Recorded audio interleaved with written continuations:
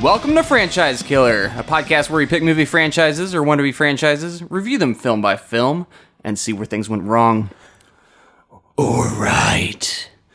Caesar. That's bad. That's bad. Bad Ape. Bad.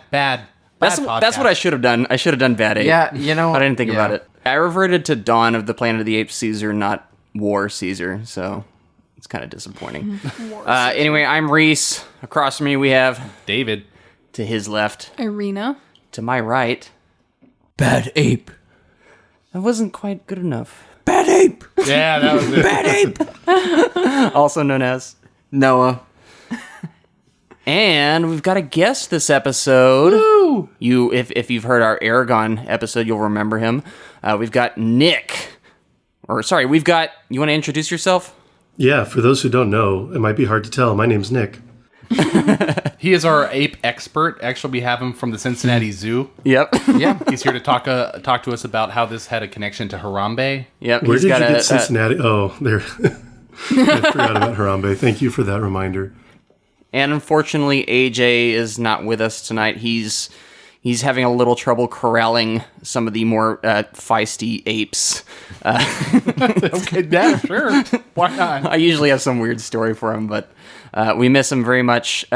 He will be kind of a portion of our review part of this podcast. He'll be submitting his score as usual. We'll do our number crunch. Our number crunch. So he'll be with us in spirit. He may submit an audio clip for the review. That remains to be seen. Hoping for it. We'll just kind of awkwardly insert it there if he does. But yeah, he did watch the movie and he does have an opinion on it. So it's there. He will be a part of this episode in some capacity. Mm-hmm. But today or tonight, whenever you may be listening, we are talking about War for the Planet of the Apes, the third film in the rebooted Planet of the Apes series that also kind of serves as a prequel to the kind of would-be original Planet of the Apes. The movie's directed again by Matt Reeves, who also directed Cloverfield, Let Me In, Dawn of the Planet of the Apes, the previous film, and the upcoming The Batman, starring Robert Pattinson. We already mentioned that in the last episode. We're all very excited to see how that thing turns out. I'm not. Nick, except Irina, apparently. Nick, are you excited for the new Batman? Honestly, I am, especially after seeing these movies. Like, I don't want to give away, obviously, what I thought about War, but I will say that Matt Reeves established himself as a competent director in my eyes, and I think he can definitely do dark right and contemplative dark, so I'm excited to see where he goes with Batman.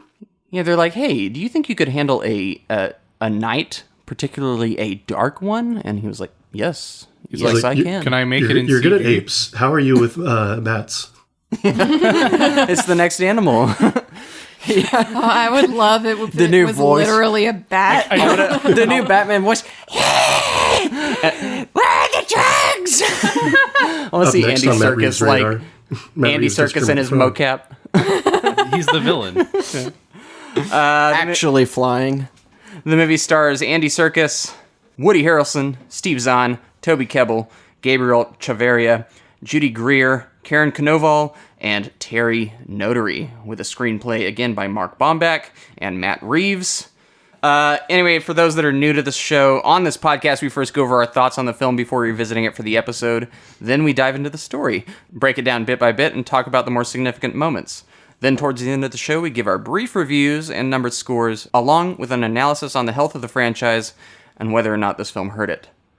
So guys, had y'all seen War for the Planet of the Apes before your research and rewatching for this episode? Nick? Yeah, actually. So I think what's weird, as much as I love these movies, I don't think I've seen any of them in theaters. But I did watch this at home, and I had enough, after seeing the first two, I had enough confidence in it that I think I bought it on like demand or something. I spent like all the money to watch it on digital, and which is why I was able to watch it now. So yeah, I saw it before and at home on my couch, and it felt, well, you'll find out how I liked it. Yeah, and follow-up question before we move on to the other hosts. What is your history with Planet of the Apes? Like the originals and not so much the new ones, but yeah, just the originals. Yeah, I saw most of the originals. I haven't seen all of them like in a whole, but I've seen all of the first one several times. I saw the second one once, and I will never watch it again probably, because that one's just weird. They go to some weird places. Oh yeah, like literally, like when people's faces started coming off and people were worshiping a bomb, I was just like, all right, this isn't what I signed up for. I don't know if I can follow you down this road. What's the other good one besides the first one? It's Conquest, right? That's the other good one? Yeah, so I've heard the first, and I don't know if is it the third or the fourth are considered the best. Yeah, I think it's the third, but I could be completely wrong. Yeah, and I've seen bits and pieces of the last three, but I never saw all of them like all together, so I can't say like what the quality was or anything like that. But I'm definitely familiar with the first one. That's a classic, and one of the reasons I like these movies so much is like how they keep calling back to the original without like making it a direct prequel, but it's still kind of a prequel, but it's not. So yeah, I'm definitely familiar with the originals. Awesome. All right, Arena. Yeah, I saw this once before, and pretty sure you showed it to me, just like the As other usual. two films. So this has mostly been you kind of leading me down the path of the Planet of the Apes. So, yeah. All right, Noah. I had not seen this one before. Yeah, this was my first experience. It was well, an experience. Yeah, I guess we'll figure out Yeah. later. I'm excited. Like, I always love it when it's a first time for someone seeing a movie. David. Yeah, I think you know the answer to this because you were my first. Oh, all right. You're my first time. I think you know the answer. I remember it vividly. I remember sitting at home on the couch and you. Is it painful? He burst open the door. You were nervous. I was like, I don't want to watch this, Reese, and you're like, you're gonna watch it. Okay, this is sounding way worse than I wanted it to sound. This is what happened. I thought but you were doing a bit. It's not a bit. He actually, I did make it slightly more theatrical, but he did come into our place and then he had the Blu-ray and he's like, hey, I want you to watch this. And I was like, I'm not really into ape monkey movies. I don't want to watch it. And he's like, David, it's amazing. Just trust me. You gotta watch it. And I was like, I really don't want to. And then he put it on. I'm like, I guess we're watching. Nick, this has been the narrative of the past like 3 movies we've talked about of basically David not being into monkey movies and me kind of forcing it on him, so to speak. Wait, it happened over and over again? Like not just like the one time? Like this became a thing? Yes.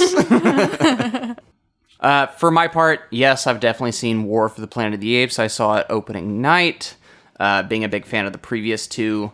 So yeah, I'm very familiar with this movie. That's no surprise, though. All right, with that out of the way, David, you want to give us that call to action? Yeah. Caesar, want you, listener, to give us 5 stars on Apple. Big 4 Ape Army. Wait, franchise killer army. Apes and franchise killer work together. I don't know. Help us. Help us. That's not what Caesar sounds like, is it? Caesar, his English is great, but if that was not clear, yes, we thrive on those 5-star ratings on Apple. We also have a Twitter and Instagram where if you want to interact with us or give us suggestions, you can hit us up on there. Tweet us. Reese is constantly on the old Twitter sphere. You're on the old Instagram sphere. I am. I'm ready. Yep. And we also have a Patreon coming very soon this time. I actually promise. It is actually right around the corner. We've got it built out. Yeah, David's been putting it together. Also, shout out to our new intro. David, you want to give a quick shout out to those guys? No. All right, we got our new intro, and if you really like it and you've been listening to the last episode or 2, you can give a big thank you to James Caldwell and Ben Dubois. I know they worked together on creating this masterful creation for us, way beyond what I was expecting. Thank you guys so much, and we hope you all enjoy it. Yeah, we love it. It's rocking. All right, let's get to that story. We are not savages. Apes fight only to survive. Bad human kill ape. All dead now. A long time. Long time. Bad humans. Soldier.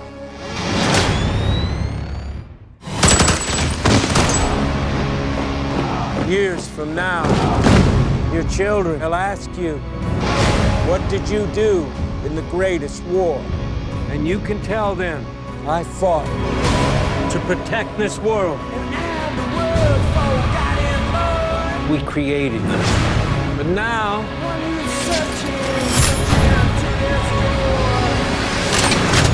we will bring an end to their kind.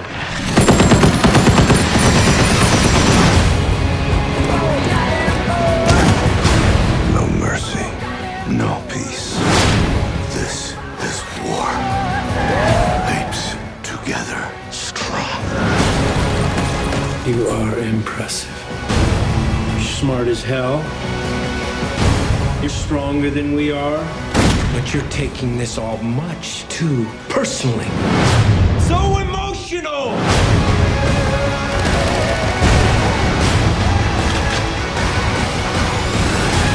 I did not start this war.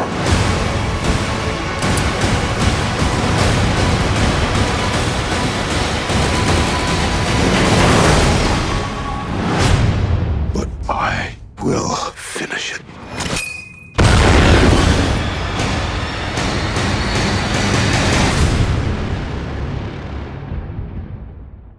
Two years after war had begun with the humans, Caesar and his apes now face a rogue military faction known as Alpha Omega.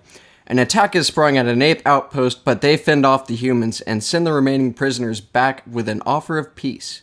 Meanwhile, Blue Eyes and Rocket return with news of a safe place for apes. They make plans to migrate there, but tragedy strikes. That night, he is betrayed by one of his apes. His son Blue Eyes and wife Cornelia are killed by a Chad. Caesar, enraged and grief-stricken, vows revenge against the colonel.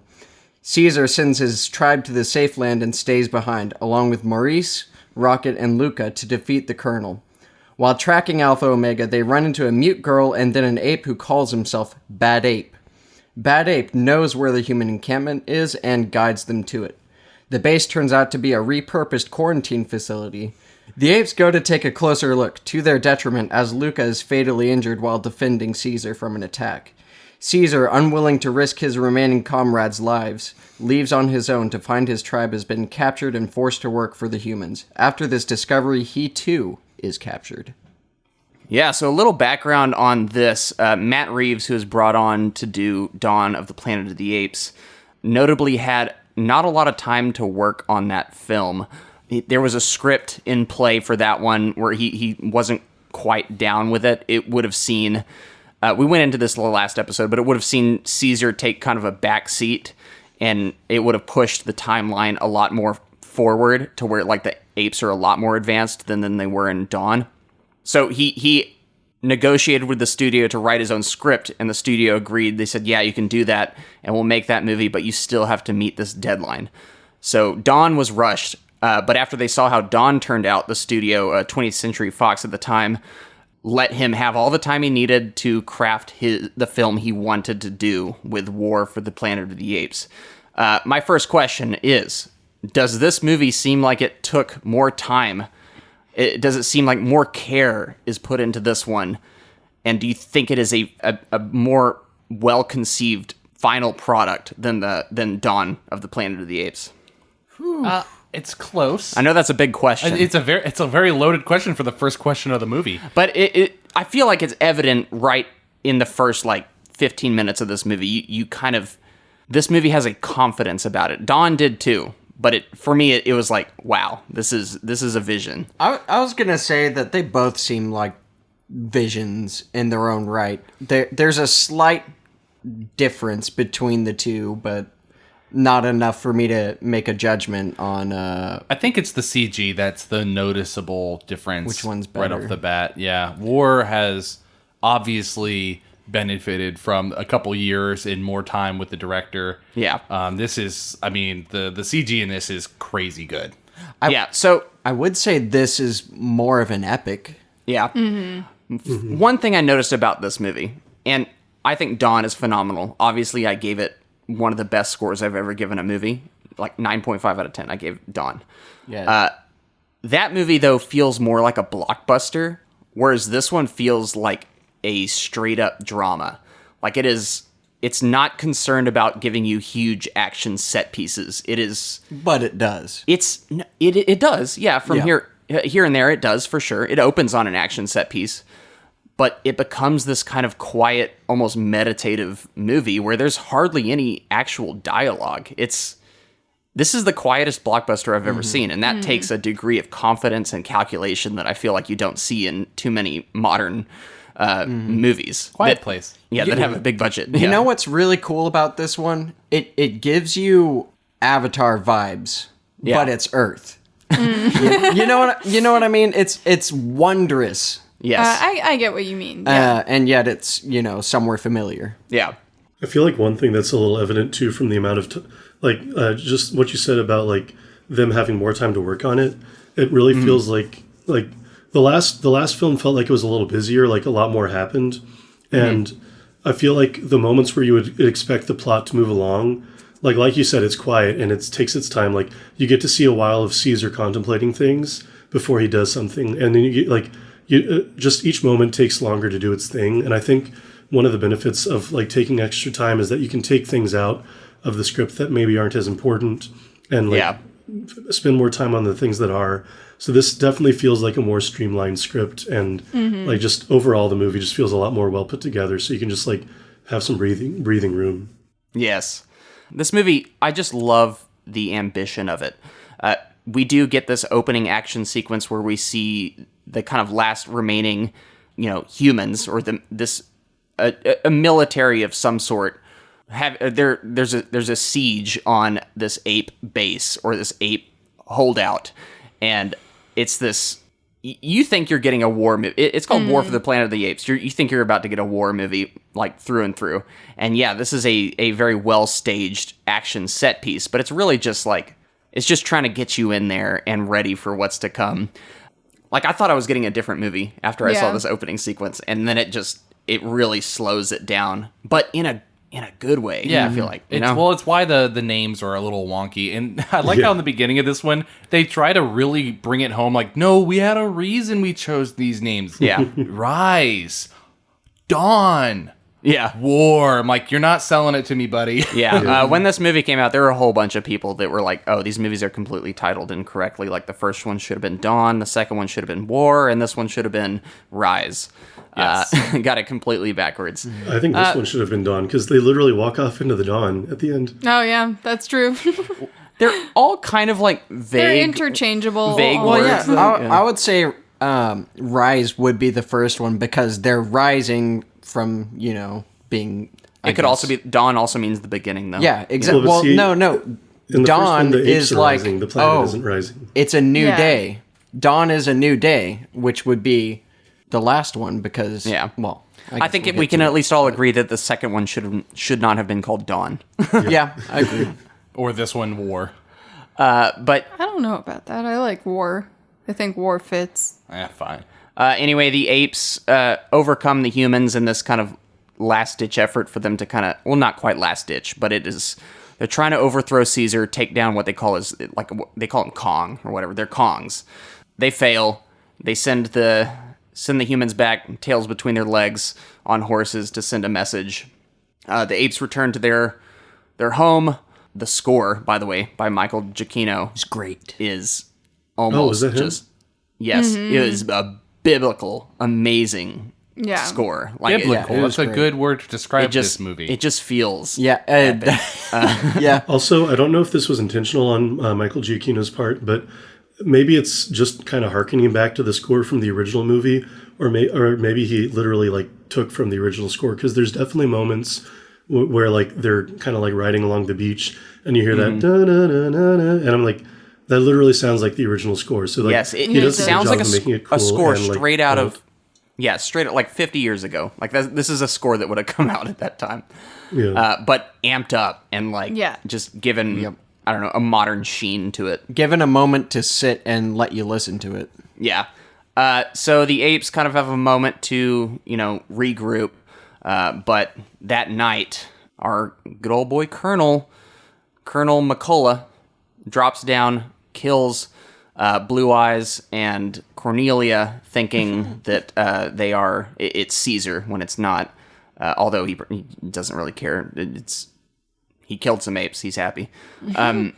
Okay, I know it's like pulling punches, so to speak, but I'm glad they didn't show the actual... They showed the aftermath. Yeah. Yeah.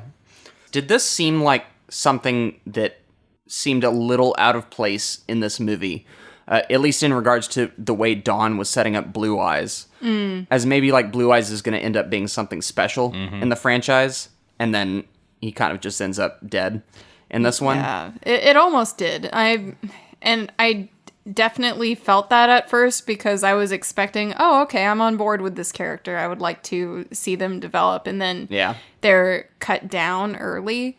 And at first I was bothered by it, but I also think it adds to the intensity that, like, sometimes the things you find hope in do get dashed before they get a chance, you know? And I think it actually helps us focus on Caesar's journey in a complete format where you see him in his early stages with Dawn, and then in Rise, he's an adult becoming a full-fledged leader, and he has his own decision-making, but now we find that he's kind of in Koba's position, you know, he starts to see the other side a little bit. And that's the main thrust of this movie, too, is you're finally starting to, like, this is Caesar starting to really understand why Koba was the way he was. Yeah.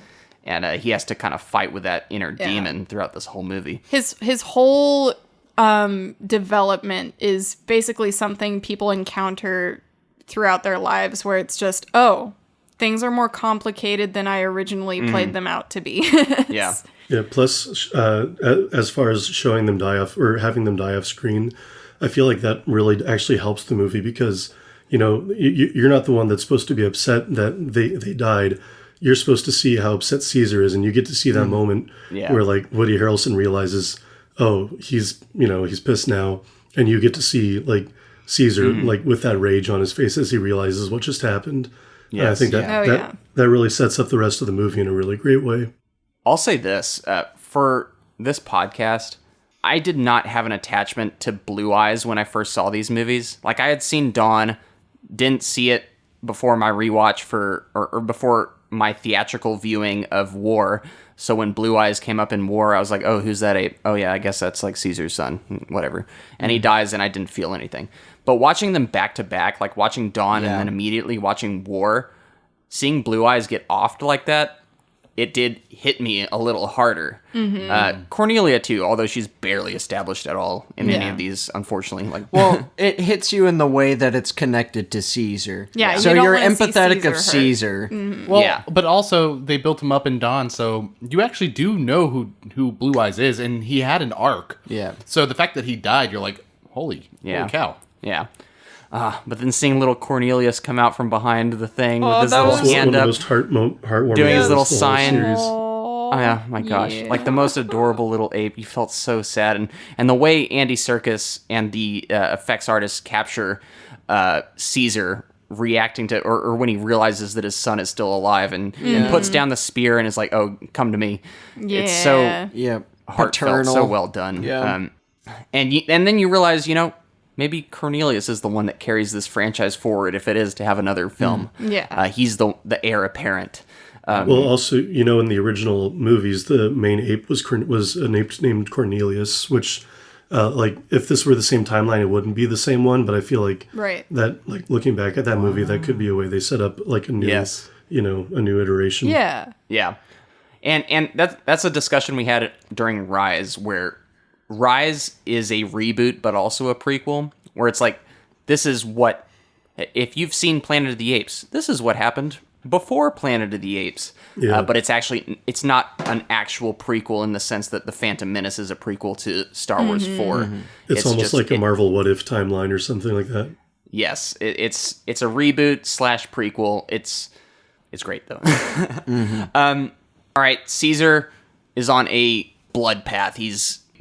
All he sees is red right now. He is gonna go out on his own while sending his group of apes to a hopefully safe location as he does it.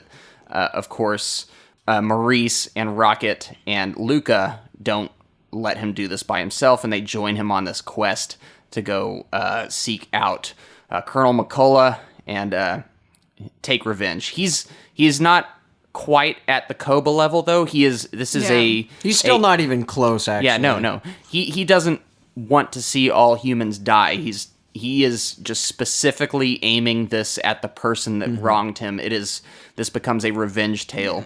Well, he's also not willing to sacrifice his own kind, for that revenge. Yeah. He knows that this is a solitary mission as well. Yes. Yeah. On their way though, they encounter a human who, in self-defense, tries to, fire his gun at them, but too late. Caesar's already got the jump on him, takes him down, and then they find this girl who is bleeding from her nose and she does not appear to be able to speak. And Caesar wants to leave, but Maurice is always the sympathetic one, always the caring one, is like, you might be able to leave, but I can't. Some line like that. Maurice is always just touching my heart every time he says anything. Orangutans are just that way. They're so wholesome. And can I also say, when Maurice and co show up and are like, we're not letting you go alone, that's such a Alyssa Gimli moment with Aragorn. Yes. We're not letting you go very fellowship moment, yeah. That's when I was like, okay, this is getting Lord of the Rings level. Yeah. We have to have a comparison somewhere, always. There is a shot in this movie where they're just showing off, by the way. And it is when Maurice has a kind of face-to-face with this girl, and you get this extreme close-up of Maurice's face as he's just emoting as... Yeah. And you're like, dang, the effects work in this movie is so good. The eyes, man. It is the most... I have to say this. It is the best CGI I've ever seen. I don't think there's a movie that does it better right now. I still think... I can't think of one either off the top of my head. I literally have to ask myself, is that an actual CGI, or is that a face and they're just emoting the eyes and the mouth? It's so real. It's crazy. Yeah. Yeah. And there's a moment later on where it's almost like a fourth wall break. Woody Harrelson directly acknowledges the eyes. Yeah. So emotional. He says that. The eyes. You're almost human. They're almost trying to point out how good of a job they did. Exactly. Yeah. By the way, to credit Maurice, it's the person that does the motion capture or performance capture is Karen Konoval.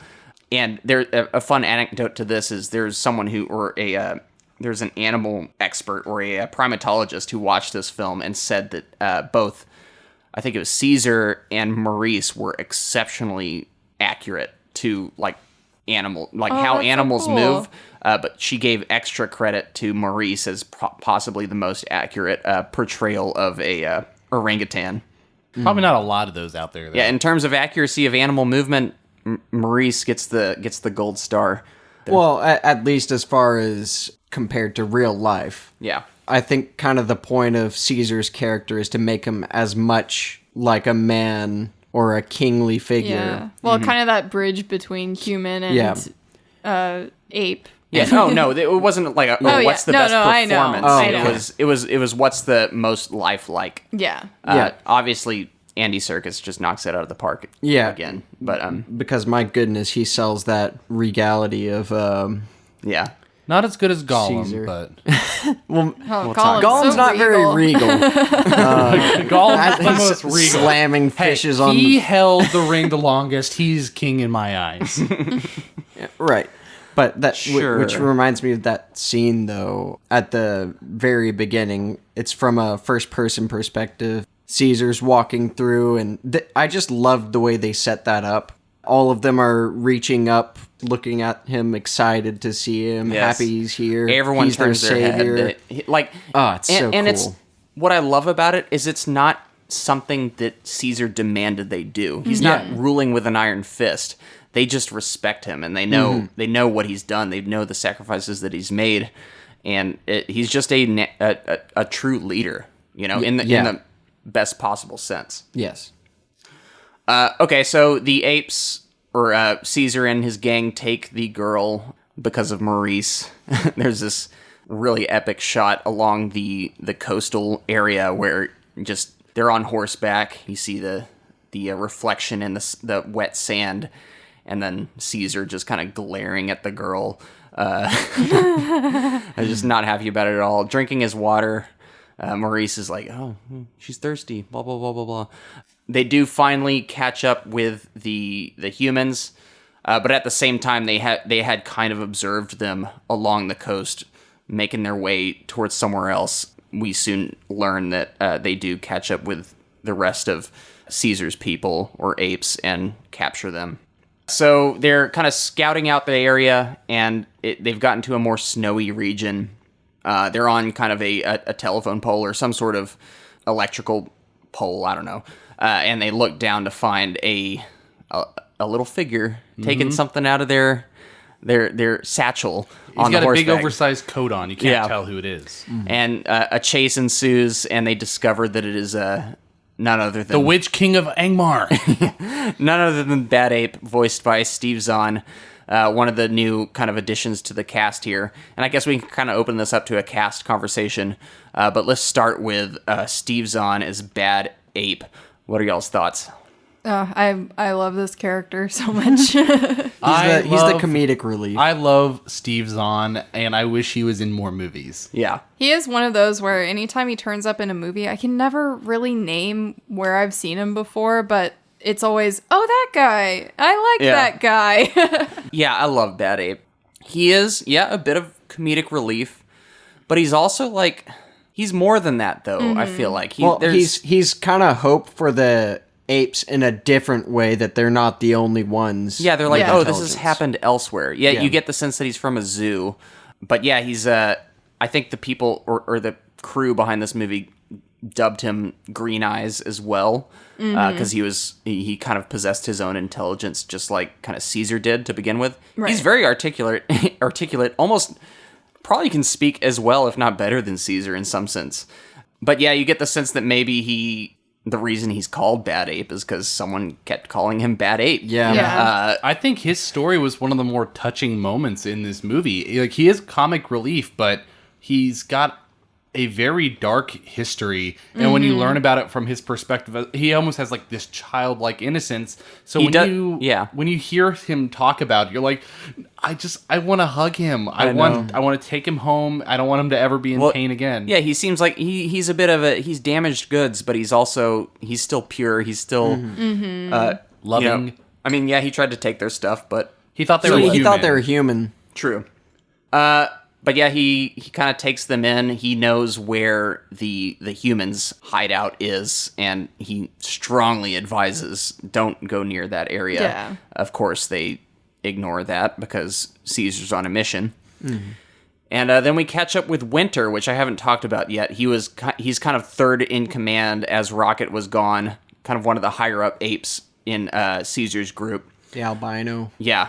Turns out to be a traitor, and gave up information about where they lived. It was kind of the reason that Colonel McCullough was able to find Caesar and kill his wife and kid.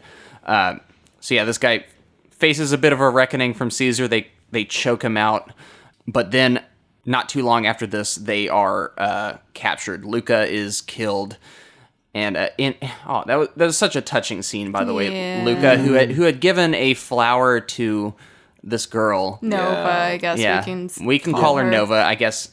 Yeah, at this point. But when he's dying, and she gives the flower back to him and puts it in his ear, and they kind of just have this almost face to face moment where it's just they're recognizing the humanity in one another, that they care about one another. They're actually not that different. There's a lot that's conveyed in that scene that I thought was really emotionally touching. But yeah.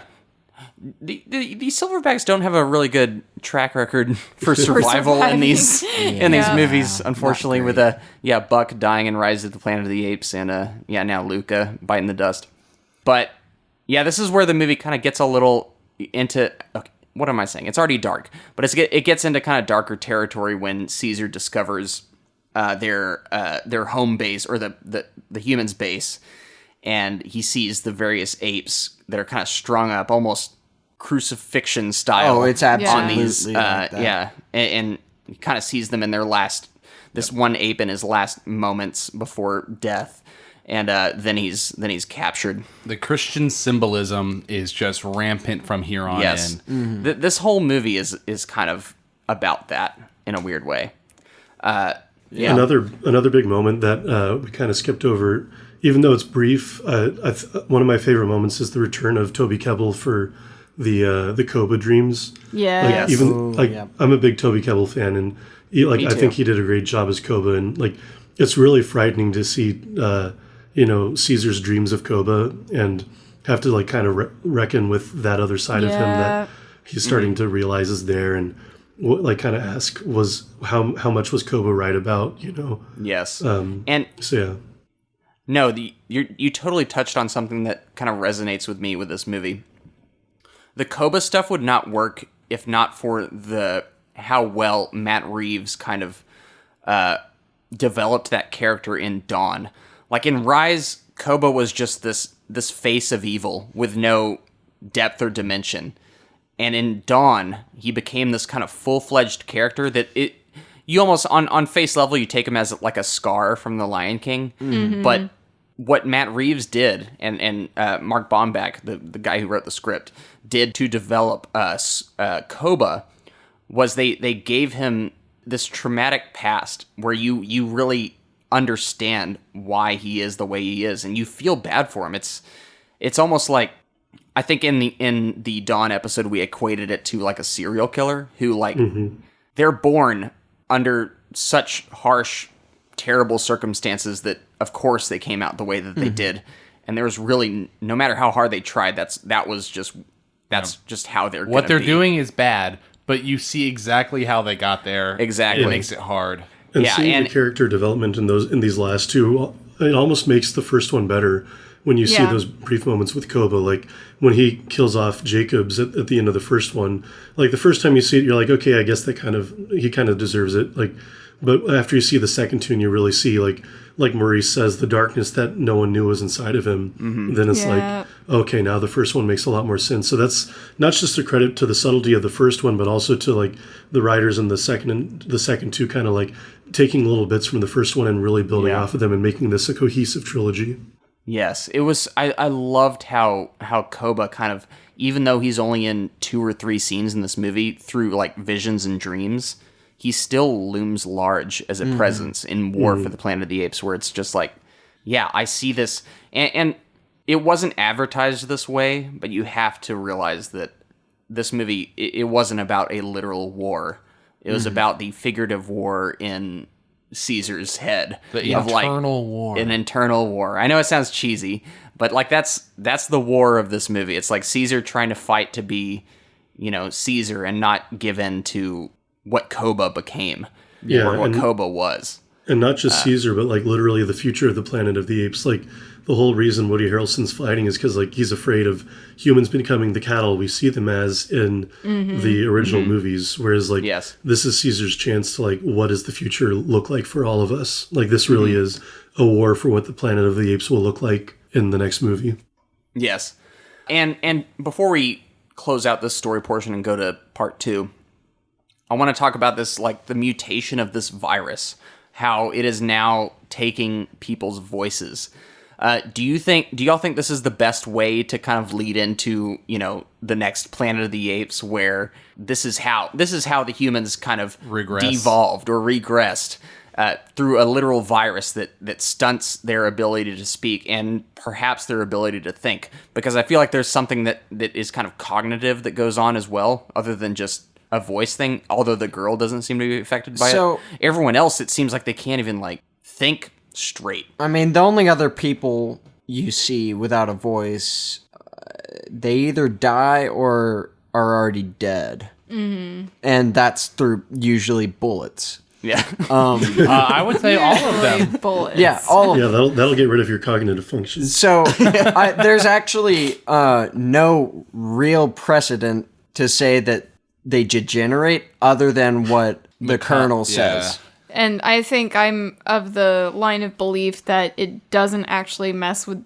their cognitive function. I think it's just this very limited, narrowed, fearful thought process that a lot of, in these kind of situations, people go through, where they just assume like, oh, well, everything's going to hell. I better, kill all these people before it infects anyone else. Yeah. And thinking of losing their voice, it's understandably a horrible thing to have happen, but that's where the narrow-mindedness comes in. They don't evolve past that. Like, you can, and I think the apes are an example of how, like, given certain limitations, you can still evolve from that. You can still adapt. It's like a physical manifestation of the regression. So they see that as regression. Like, I'm losing my voice. I'm losing that part of my humanity as a human. Yeah. And inherently, I can see how they take that and make the jump to, I'm becoming like them. I think it's just another talking point that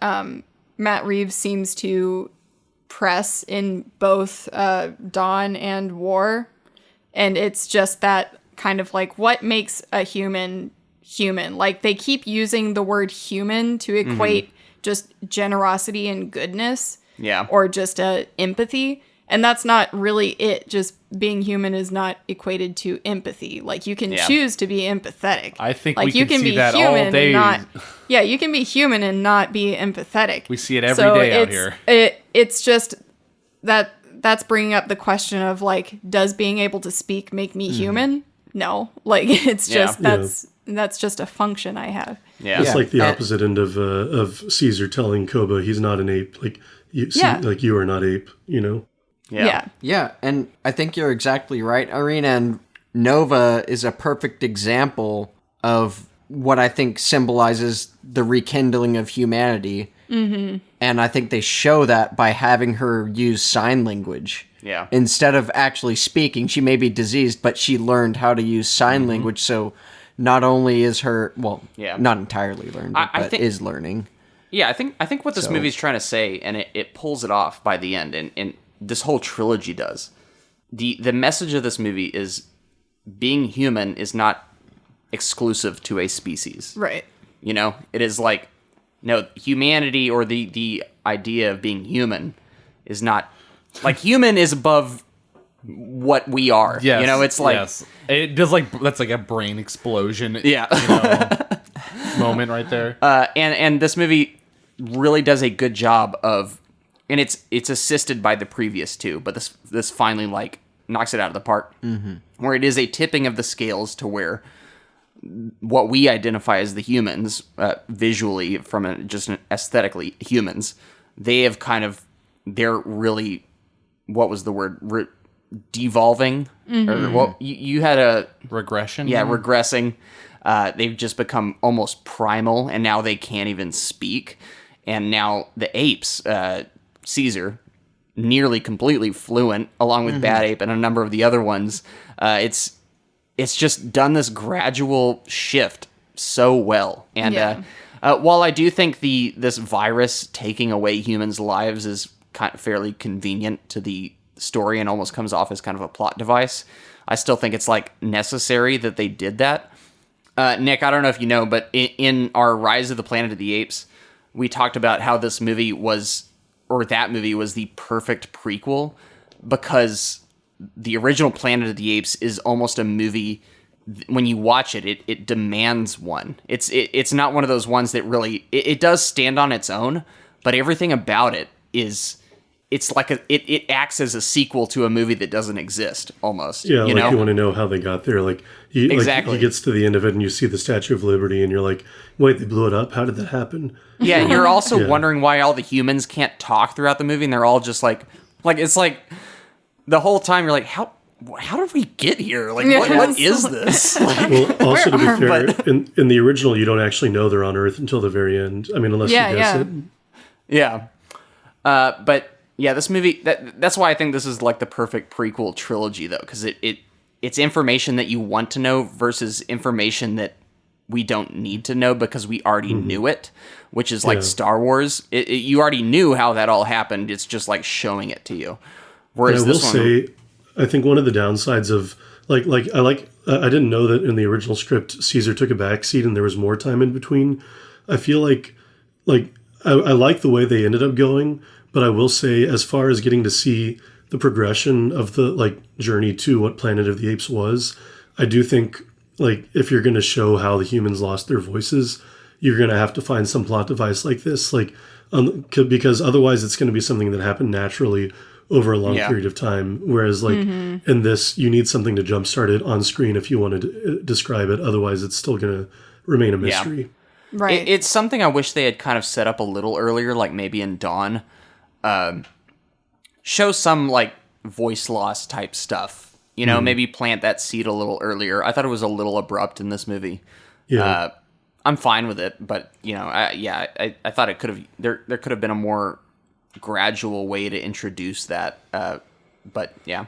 Yeah. Any last words before we move on to the second portion of the story? Nope. All right, Noah, take it away. Cool. Caesar, now imprisoned and forced to build a defensive wall, notices that the apes are malnourished and takes a stand, demanding that they be given food and water. The Chad punishes them, but gives the other apes food and water. A couple days go by. Caesar hasn't been given nourishment when Nova, the mute girl, sneaks in at night, gives Caesar her stuffed doll, and then gathers food and water from the other apes to keep him alive. Rocket, in order to divert attention away from her as she runs away, makes a scene and is also captured. It is at this point that a plan for escape is hatched. Using the tunnels underground, the apes make their escape as the U.S. military raids the rogue encampment, but Caesar remains behind to settle a score with the colonel, who he finds cannot speak any longer.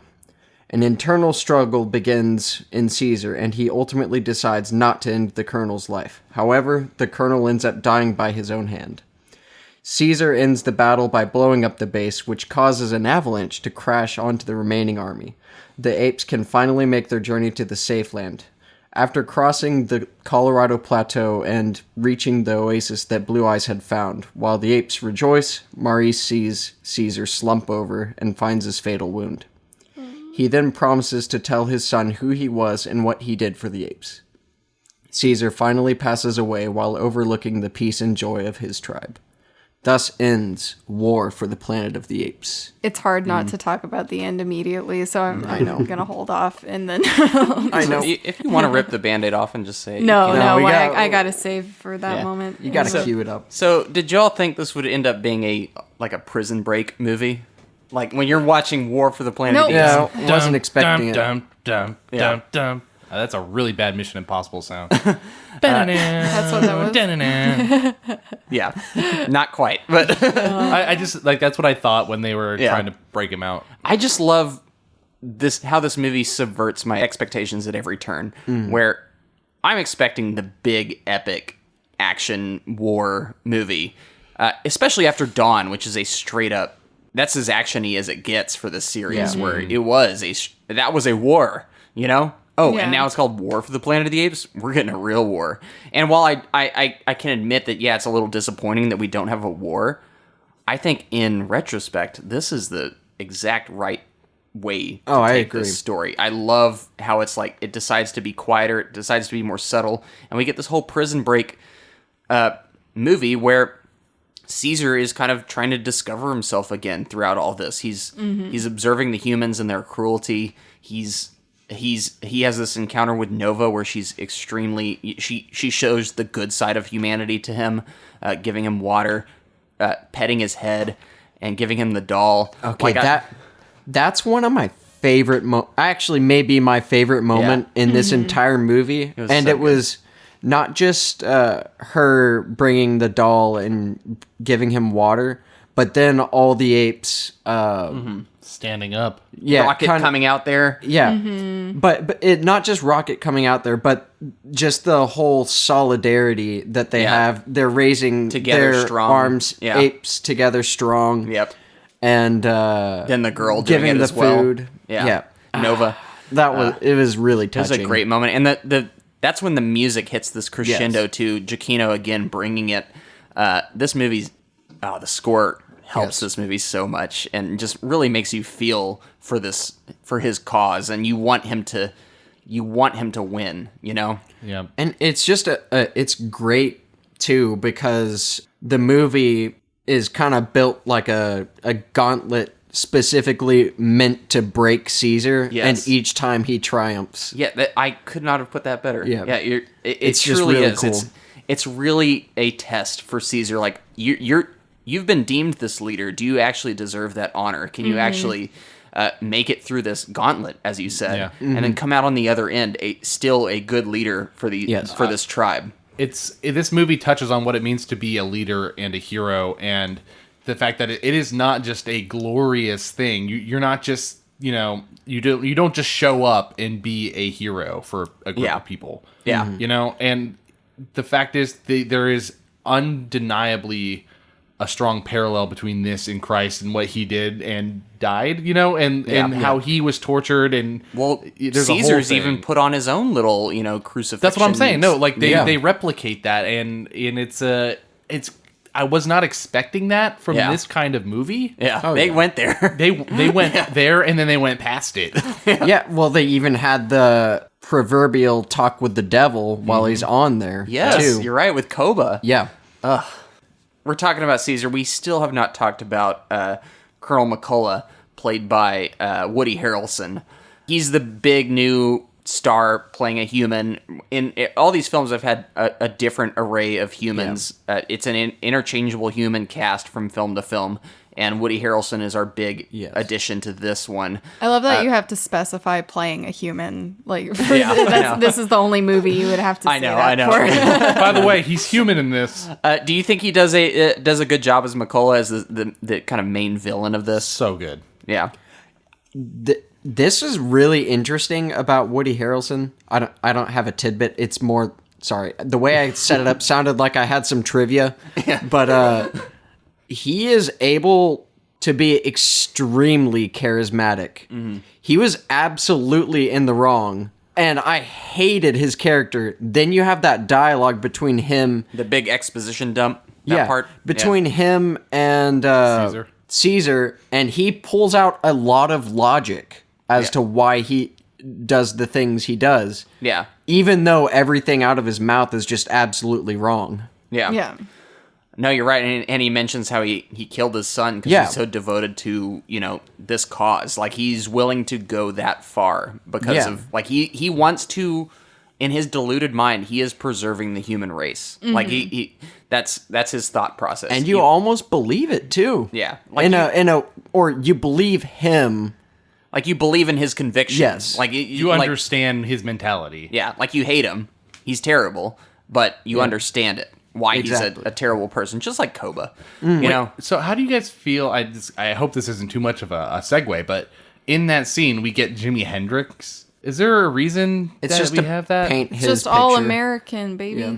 I didn't pay attention to the lyrics. Maybe there's some lyrical... I think, it's called All Along the Watchtower, I believe. There you go. I mean, that might just be a literal interpretation. That's subtle. Yeah. That, as much as I do think that scene is important, it is one of the moments where I was kind of pulled out of the movie a little bit because it is very much an exposition dump of like, here's what's been happening, here's why I think the way that I do.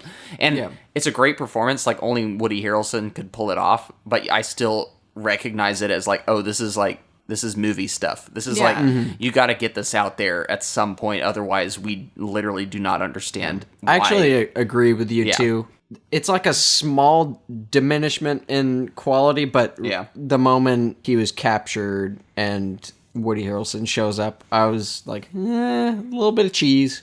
Yeah. You know, but ultimately, I think ultimately it's Woody Harrelson. I felt the same way. Yeah. I was like, I don't know, they could have picked someone better. But good old Woody, he proved me wrong. Yeah. Also, he's a post-apocalypse. Just to correct myself, mascot. by the way, it's "Hey Joe," not "All Along the Watchtower" for those who know the song. Yeah, I know the song.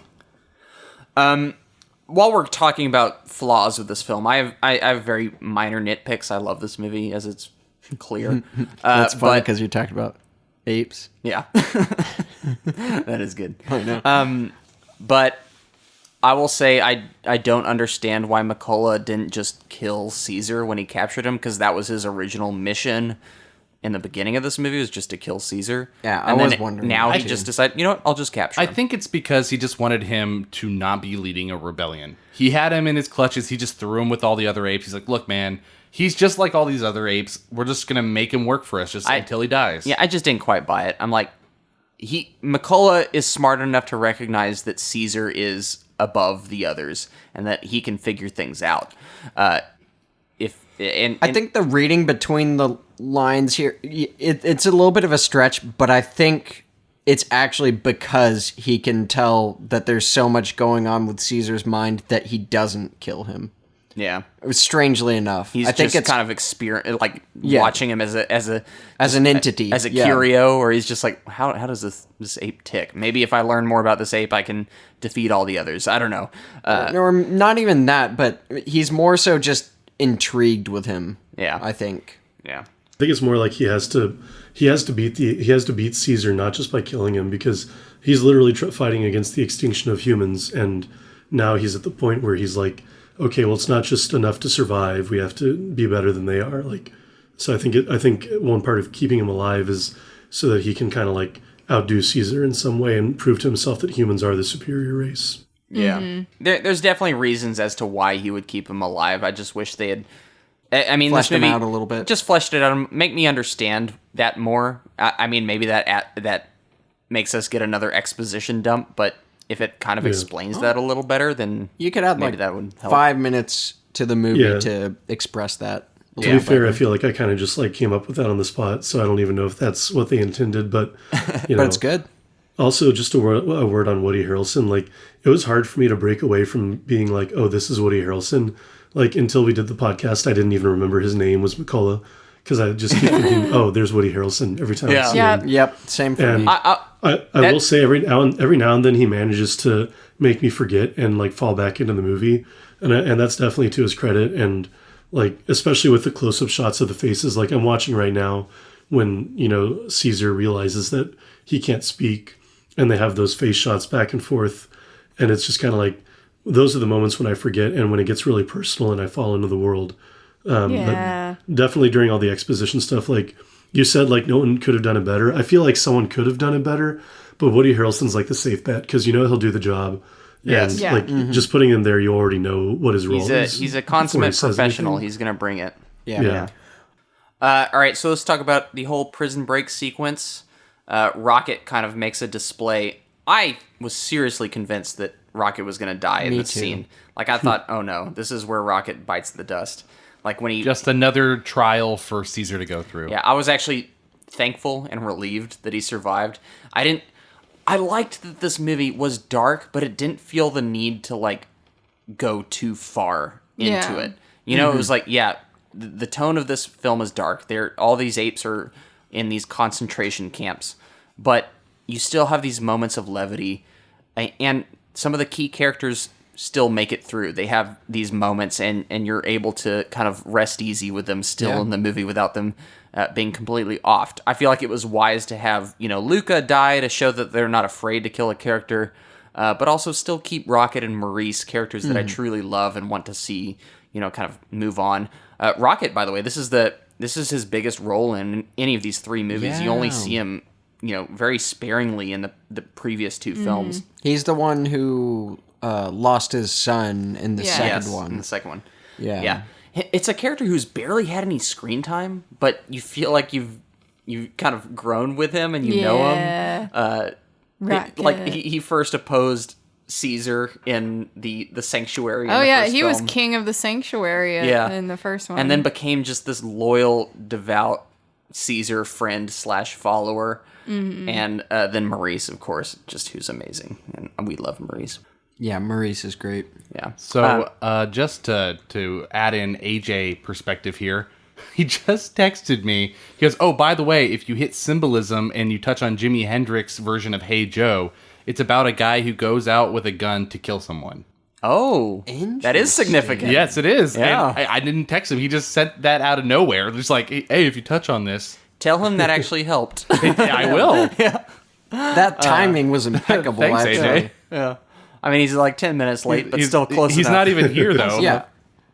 We told you AJ would be felt in this episode, and here he is. If we're talking about symbolism, there's like a bit after the Koba vision where the second Koba vision when he's when he's the X, I guess you could call it, the wooden planks. Yep. Where maybe this is just a little CG detail, who knows? But his I don't know if it's his right eye or his left eye, but it's like kind of damaged and it's really red, and like the right side of his face is just damaged, similar to how Koba is. Yeah. So it's kind of like a part of him has been taken over. He's been scarred, in a little similar bit, way. and eventually, goes away at the end. But you can probably see it as you look at him. Yeah. Whenever he's at the camp. Another thing that I noticed, and this is another thing where it could be not intentional, but in that second vision with Koba, he has a milky left eye, as we've already seen, like it's completely white. But in the second vision, where he is on those planks, his eye is a little more clear. Like you can see, interesting, like some of his eye, like his pupil and his like. So it's kind of like cornea. they're both It's blending like together a little bit. Yeah. So I wonder. I could see that. That might have been a unspoken like, hey, let's just show the melding of these two and like how they're kind of meeting in the middle. Yeah. But yeah, that's interesting that you said that. I hadn't noticed. That's funny. I had not noticed the Caesar injury, the eye injury, but I had noticed the Koba. Yeah. Well, it just could have been nothing, but to me it looked intentional. It could be a slight unspoken touch that they wanted to convey, but didn't really draw out to be, a big deal. Yeah, exactly. All right, so again, I've said it 3 times. We're at our prison break sequence. We've got all the little apes making their way up, along the line, getting out of there. I love the little moment between Caesar and Cornelius when they finally get to embrace. We get the good old poop flinging moment, David's favorite part, where he actually starred in that. Where Rocket. That was actually David's poop. It was a prop. I was actually filling in for Rocket. I'm there tossing the poop in my hand. Yeah. I also love that moment where the Caesar's apes are introduced to Bad Ape through. He digs the hole upwards to find them, and he greets them. He's like, "Bad Ape," and they shake hands. And it's just he has to drop his head back down to get his hand out to shake hands. Oh, great moment of they know that with CGI they could just do something easy and have him just reach his hand up, but they're like, no, this is a practical being in this moment. He has to lower his head and then stick his hand up to shake. Yeah, it's like they decided to do the right thing and do the work to make that scene make sense instead of just taking the easy way out. And I think that's one of the benefits of streamlining the script and making the plot a little bit simpler. Because then when you have less time that you have to spend on exposition and all these establishing shots and all this other stuff, then you really get to have character moments like that. That's a little comical with with him just realizing, oh, I can't get my hand through. Let me let me do this little cute moment where I've got to duck back down. Yes. Yeah. So the apes kind of make their way out. All the while, another troop of humans, the other kind of, I guess, West Coasters in this region. I think they're supposed to be the actual U.S. Army. Yeah, but the remainder. Yeah, I didn't get that. And this is kind of like a faction. They're called we haven't really talked about it, but they're called the Alpha Omega. And they are, it's kind of just this offshoot. Just that it's kind of gone off the rails, I guess. It's not militant group. It makes me think of a bunch of guys in North Carolina who are like, we're gonna hole up and practice our military in the woods because no government's gonna come take my guns. It did seem kind of like that. Well, that's because that is what it is. Yeah, it kind of is. I still didn't get the sense that was the actual military, though. I guess you're right, though. No, these guys aren't helicopters. But the guys that raided them were supposed to be the U.S. Army. Yeah, I didn't get the sense that there was any kind of well-established organization at this point, that the humans are just completely tossed and scattered across the U.S. and the point here's what kind of tells you that that's what they are. I know they all have the same uniforms. No, these guys right here, the Alpha Omega, they're a rogue military group. Rogue meaning they broke free. They deserted the original. I know what rogue means. Group to make their other. Yeah, but point being, the emphasis on that is that they broke free from a larger entity. And that larger entity is not happy. Yeah. So they do manage to get a number of the apes out. Of course, this other military group is coming in to kind of clean them all out. And Caesar decides, okay, this is my chance to go after McCullough. So he splits off from his group as they're escaping and goes on his little personal vendetta to take out McCullough. He comes across McCullough only to discover that the doll that Nova had given him carried the virus, and he picked it up from the cage and thus contracted the virus, and now he is suffering from the to say it again, the virus. I've said virus like 500 times. But yeah, he's... I love this moment because this is the most acting you get out of Andy Serkis here, where he's just so tempted to pull the trigger, and you see all those little micro expressions firing off in Caesar's face as he holds the trigger to McCullough, but realizes that McCullough, the fate he is facing without being killed is worse than anything that Caesar could do. At least that's what I got from it, and he almost felt like, what is the point? Like, why do I don't need to do this? Well, and that's part of it, but it was also just I don't know. I thought the micro expressions sold it even further than that and made it look like he still really wanted to kill him, but ultimately was deciding it was the wrong thing. It's a mix of things where he's like, he knows it's wrong, but also he sees how he is suffering through this, how he is now a victim to what he hates. Like, he killed his own son because of this virus, and now he has it. You know, and I think Caesar has he's processed that as he observes him. Yeah. And that was the whole reason he decided to just put his gun down, and then ultimately, you know, McCullough kills himself anyways. Like, and he watched, and, you know, I feel like a big part of it too is just him regaining his compassion, because remember in the first movie he definitely loves humans. In the second movie he has to come to terms with the fact that Koba doesn't see humans the way he does. And in the third movie he starts to question how much was Koba right, and this is his moment where he kind of doesn't like completely go back to the way he was, but he definitely reclaims that love for humans, where like, because that shot when we see Woody Harrelson's face up close and he can't speak, it definitely mirrors the helplessness when we see the shot of the guy in the snow who couldn't speak, and the helplessness of the girl when they find her. And like, it's all like there's only a few people we've seen real humanity in, and I think Nova is one of them. And so in this brief moment when Woody Harrelson is helpless, you see his humanity for the briefest moment. You see him vulnerable, and I think that's the real reason he doesn't kill him, is because he remembers some of the good that humans gave him before they ended up killing his family. And even if he's going to let Woody Harrelson kill himself, he's not going to be the one to pull the trigger at this point. Yeah, you're right. It's a pivotal moment where it's like, you are Koba or you aren't Koba. Like, and from his various what the encounters he's had with humans throughout these past two films, he's known two, in his mind, really good men, as he's said in his own words, where it was James Franco's character and I always forget his name, but the guy from the second one, forgot his name. I know who you're talking about. The Terminator. Yes, John Connor, evil John Connor.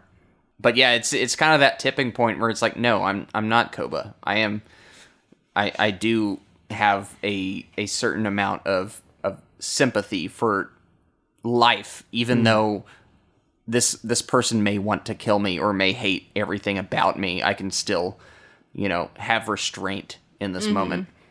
Yeah, and like that's the big thing. He wants to, like, humans are about to die off, and this is when he decides what from humanity he wants to bring into his world, like the next world. And sorry, this is kind of off topic, but we haven't discussed it at all. But it is in regards to Koba. What did you think about the humans having these quote-unquote donkeys or apes that worked with the humans, that were kind of a part of Koba's, you know, they were Koba's followers. Did y'all buy that? I don't know. That was a little weird for me. I think it was a definite, like, I think it was a necessity to remind us about Koba, and just kind of like remind everyone, like, just because you're an ape doesn't make you an ape, you know, and just because you're a human doesn't make you a human. Like, at this point, there's a little bit of blurring of the lines, and that's part of the whole idea. Is it's not just a war for Caesar's mind; it's a war for, like, the one donkey who ends up sacrificing himself at the very end, which I think is a really great little moment throughout the whole. And that's kind of that's kind of what I was leading into. That that moment where Caesar he's escaping. He's got the grenade belt from the Colonel, and there is this one donkey who's helping reload the weapons for all these humans. Have we clarified what a donkey is? A donkey is a ape who is submissive to the humans, working for the humans as a pack mule. In a way. As a pack mule. Mm-hmm. But yeah, we see this silverback who's kind of been in opposition to Caesar this whole time until this final moment where he sees the humans kind of senselessly gunning down other humans and apes as well. Well, it was kind of more the fact that they were in this war or this huge battle with the other humans who were their main opposition, but the apes just trying to escape. The guy decided, instead of focusing on my objective, I'm just going to go kill these apes instead. Yeah. To his detriment, just to kill the apes. And I think that kind of clicked it into the gorilla's head that, these guys really look down on us. They care also, less about us than their enemy. I also think that this scene really emphasizes like how insanely stupid the humans are. Where they're you're a species that is going extinct, and you are killing each other still. They're like, more animal than y'all are still killing each other. I'm like, despite y'all's massive loss of numbers, you can't see eye to eye. And I think there's a lot in that scene where that the gorilla is processing all of this. It's just like, you know what, this Caesar seems like he's trying to live for something. He has a cause that he's fighting for, and these humans, they have no cause. It is just chaos. Yeah, it is just completely unraveled. I love that moment though, where he has that. He decides, I'm going to help Caesar. He takes out this guy who we haven't talked about. This guy, I don't know. And David, you had a flaw about. I did, and I was going to save it till we got like specifically to it. We're there. So, there's this guy in this movie who kind of he's there from the very beginning. Mm-hmm. He's taken prisoner by Caesar at in this first little skirmish that we have. Spared. Yeah, he's spared. He's sent on horseback and says, hey, send a message back to your people. We don't mean any harm. But the movie kind of focuses on him.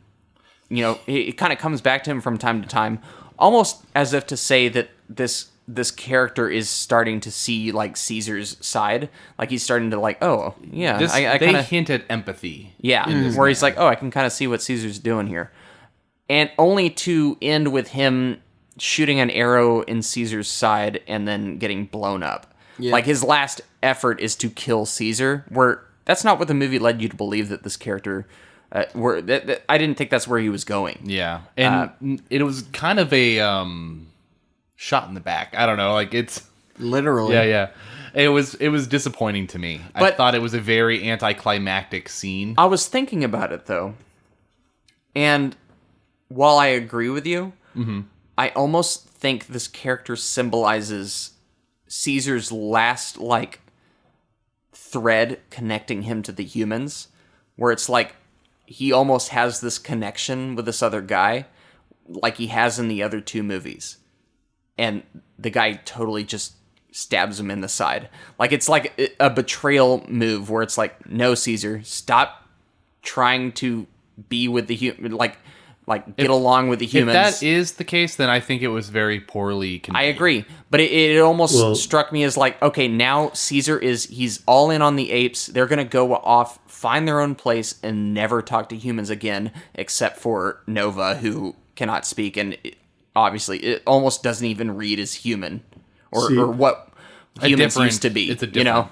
I feel like that's the one flaw in the theory, is that Nova's still there. So obviously humans are still a part of his world. And I think it's more like just a commentary on where humanity is at this point in the story. Like literally all of us expected this guy to have a character arc where he comes to realize, the apes are still like living things. We should be kind to them. And I think that's the point, is that the last bit of humanity is following the Colonel. Like, that's where humanity is now. And you can't even save this guy who seems like the perfect guy to turn. And I think that's kind of the whole point of him. Like, he doesn't change. You can't save everyone. And just, I also thought that they didn't set up the donkey well enough in that scene. He showed zero signs of change, and I was like, really? Up until this point, just now you've seen them mowing apes down from the very beginning of this movie, but now you're starting to see something different? Like, I don't know. You realized you were on the wrong side. I would actually disagree with that too. I feel like there were a lot of moments where he saw them getting mowed down, and it looked like he was about to not do something, and then he would end up helping the humans instead. So I feel like at this point he's seen it all, and this is just the moment where he snaps. Well, I disagreed because of the fact that he's already seen everything. Well, I was gonna say it's less. It's also not just because of the apes. I think a lot of it has to do with Caesar and his direct connection to Caesar. Him being kind of his prison guard, and he's like, "Dang, this ape is still alive, and he's actually getting out of here." Well, pretty much. It's. Look, I like the ending. I should clarify. I think this is a great ending. If you see Caesar doing what he's doing, and you're right next to it, and you're still not convinced, bro, I would be on the ape side instantaneously if I saw Caesar coming my way. Especially if you were an ape. I'd be like this. I'd be like laying my head down, raising my hand up. I'm like, please, Caesar, give me your approval. I think going back to that character, this donkey character, you have to remember a conversation that he had with Caesar, which I think is very important. And it's when Caesar is talking to him about, why are you doing what you're doing? And he said, I just look out for me, and they seem like they're winning, so I'm following them. So he was essentially saying, I'm trying to save myself. Mm-hmm. And Caesar points out to him, well, then what's left to save? You've basically sold yourself. There's nothing really to save of yourself. Yeah. There's nothing left. You're spent. And I think in that moment, it's just sort of this realization amidst war that, there really isn't much for me to live for anyway. I will at least hold on to this one shred of loyalty I might have had for Caesar before. It's whatever, F it, and then just, Yeah. It is a good ending. I guess maybe I think that they could have tied it together just slightly better. I think that was anyway, Caesar's able to throw the grenade, blows up the gas tank, triggers an avalanche, conveniently kills both this faction of people and the military. Look, there's people when this movie came out that thought oh, that's the end of humanity. I never got that. No, there's definitely pockets of humanity all over the world still. And it's actually not even confirmed that all those guys died. Yeah, just that they were buried there and they were able to escape. You guys saw Mulan, right? When they start coming out of the snow like daisies. I think I would have approached these little factions of humans you know that they're talking about the military, but the term military in this is very ambiguous because I think of it as kind of the way you would watch The Walking Dead, where there are military factions, but that just means they're a group of army men basically that decided to have their own government within themselves. And that's Alpha Omega. I think that's what this world is basically coming down to. Even some of these may not be official soldiers. They could just be people that found some guns and now they're just kind of adopting this commando lifestyle, That's true. So they did all wear the same white snowsuits though. Yeah. So there you go. I think she was talking about Alpha Omega there. Yeah. Oh, the Alpha Omegas. Yeah. Well, I'm sure there was some sort of branch there, but it would be weird to assume that just these military groups survived.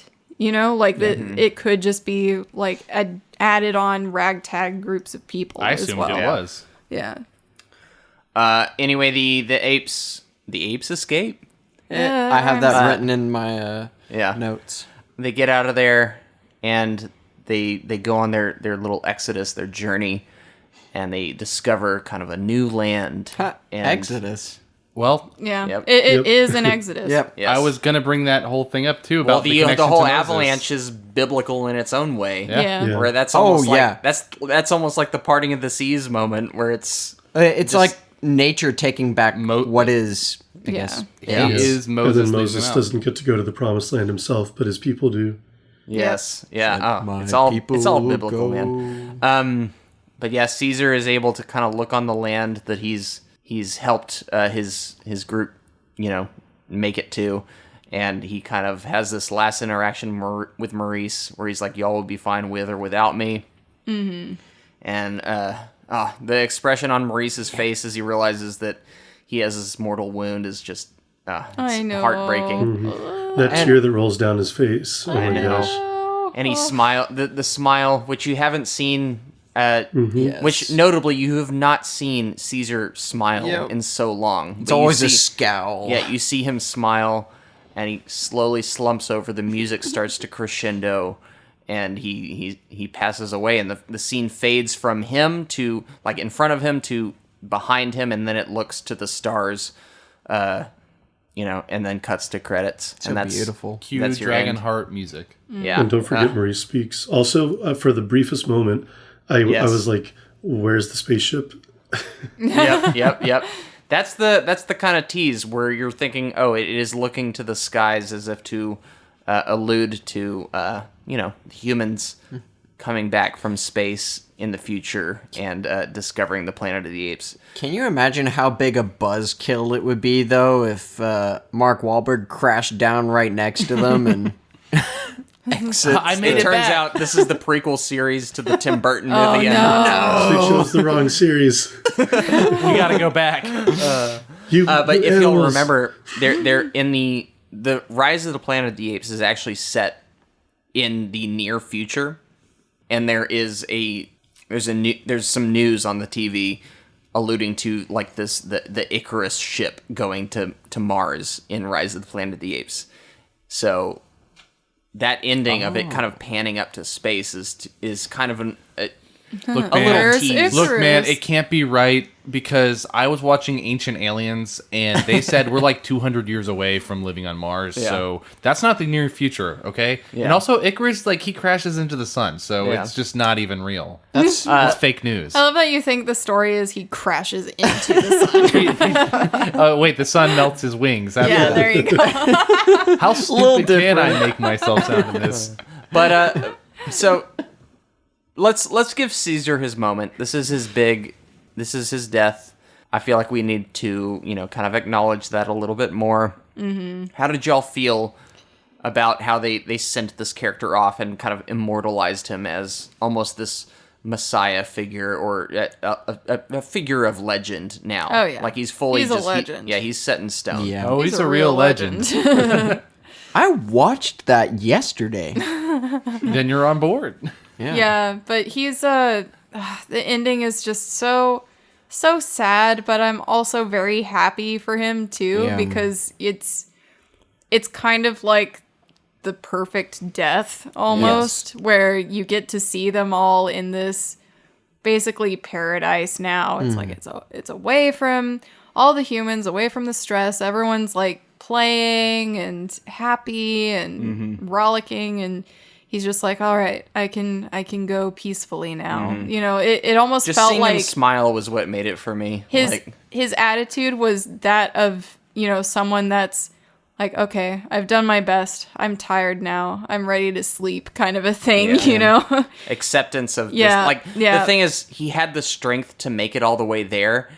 And once he made it there and was content with, where they had arrived, then he decided on his own terms. Like, I can die this now. is where I can die. Yeah. Yeah.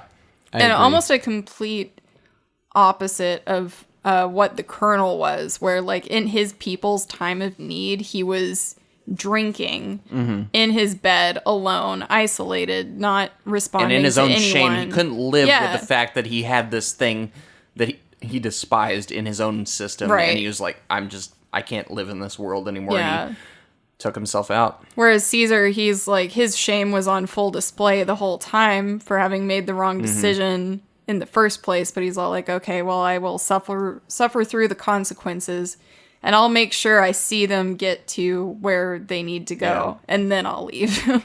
Yes. One thing I forgot to bring up earlier, I don't know when exactly it is, but maybe around the time the Bad Ape shows up or something like that, or around the time Caesar first gets captured. I think one of the reasons I forgot is because it's like right in between where the two halves of the story we read were. I feel like, for me at least, the movie kind of started to drag a little bit, which when we talk about my final score, that's one of the reasons I'm going to drop it a little bit, because for the most part the pacing was really good at the beginning and the end, but around the middle it just, for some reason, it kind of lost my interest for a little while. So okay. I don't know if anyone else felt like that, or if anyone else might feel like they know why, but anyway, that's just something that I was meaning to say earlier that I forgot. So I don't think it dragged for me, but I could see why it would for someone else. It's not the movie you expect as a finale for a series. You expect something that is constantly giving you like these epic crescendos to, character arcs, and it's really not that. It's a lot more like contemplative and quiet. There's a lot of like slow building to certain things where there's not a lot of payoff until the very end. So I could definitely see, it losing someone's interest. So that's I agree with you. For me, like I was fine with all of it. It didn't bother me at all. But yeah, I mean that's I agree with you. Anyone else?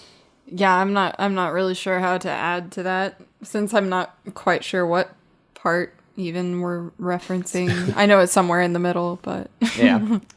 All right. So with that said, let's close out the story portion of this podcast. We're going to take a quick break, and on the other end, we're going to get into our reviews with numbered scores, then get into what critics thought, get into box office, and close it out with a little bit of franchise talk, this podcast namesake. So we'll see y'all then.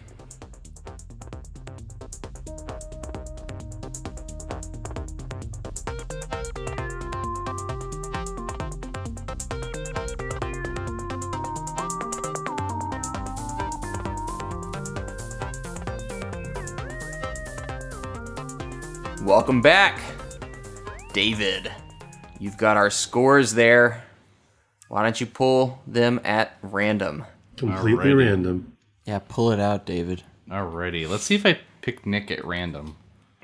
I did not. I'm gonna try again. Sorry, and Nick with an 8.5. This is really unexpected, guys. I know. Oh yeah, I'm supposed to talk now, aren't I? You're allowed to. Yeah, 8.5. I think this is a great movie, and it just has a couple of things that make it fall short of like a 9.5.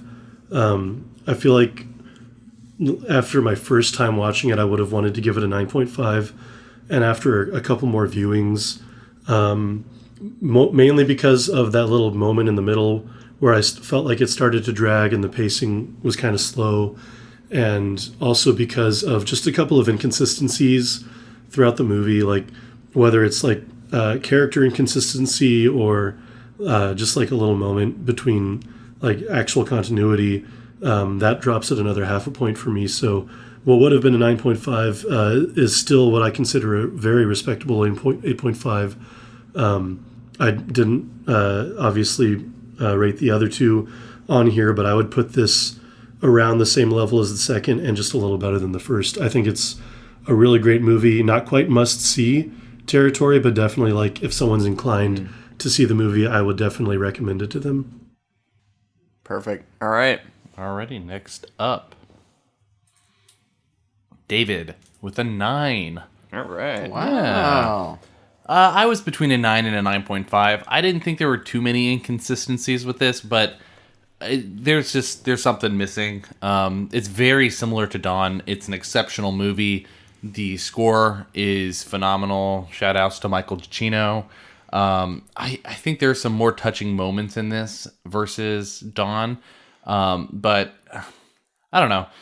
I feel like they could have done more, and I think that when you're calling yourself War for the Planet of the Apes, I think they could have gone just a hair more And it does slow down in the middle, and that does kind of not work for me at times, but I love the pensiveness that it does try to do with it. Bad Ape is obviously one of the highlights of this movie for me. Steve Zahn is amazing, and the CGI is phenomenal. So, I mean, 9 is a great score, and I'm sticking with it.